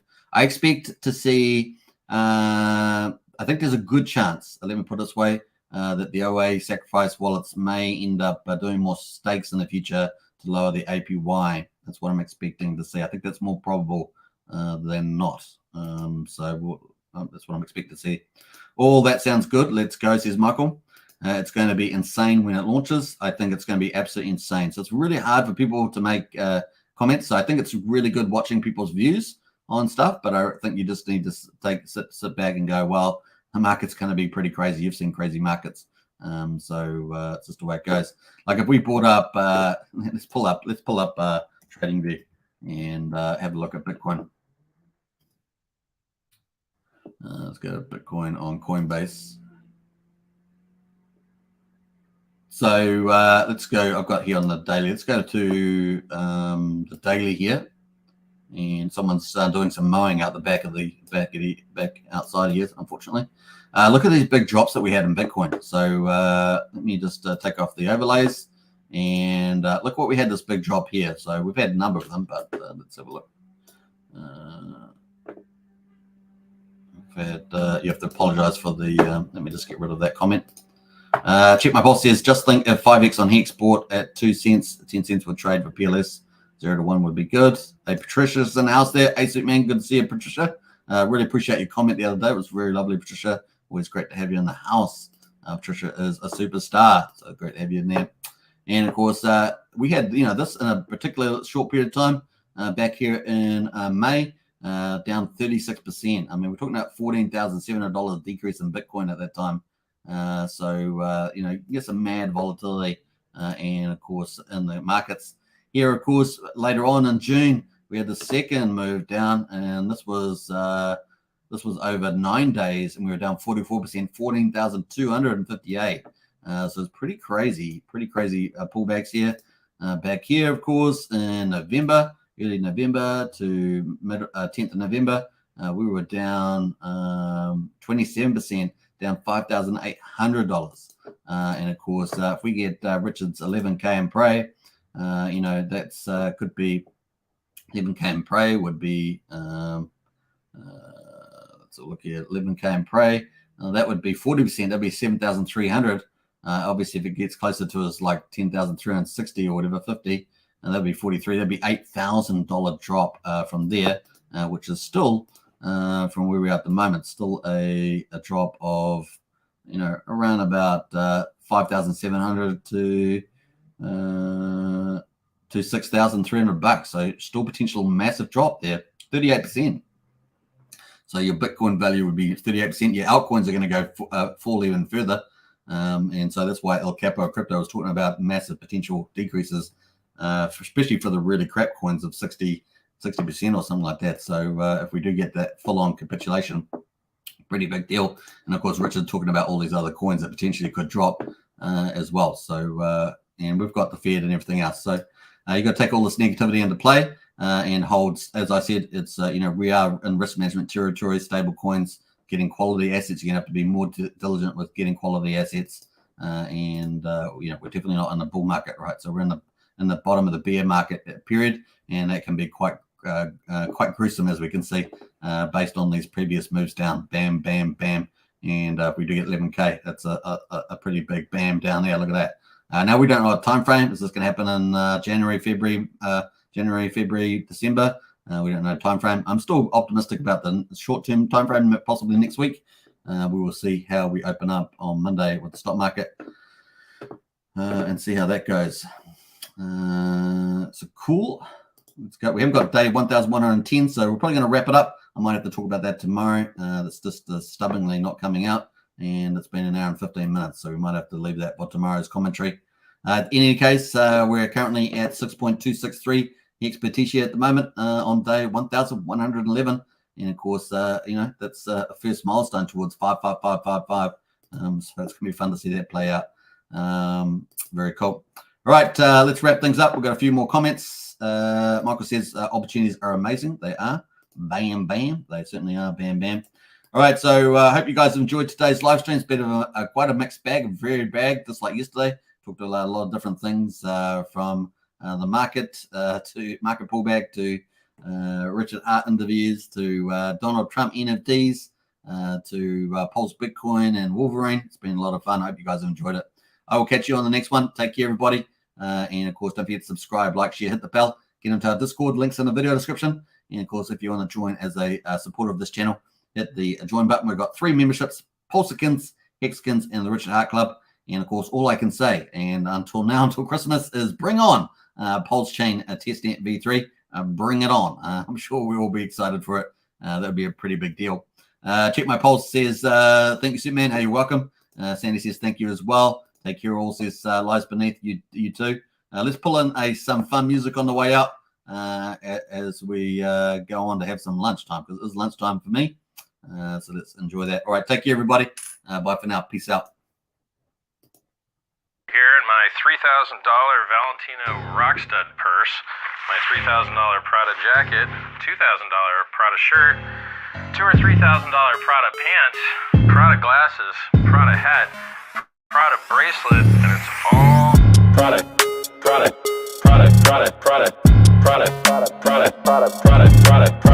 shirt, Prada hat, Prada glasses, Prada pants, and it's all nylon, so the haters' tears fall right off.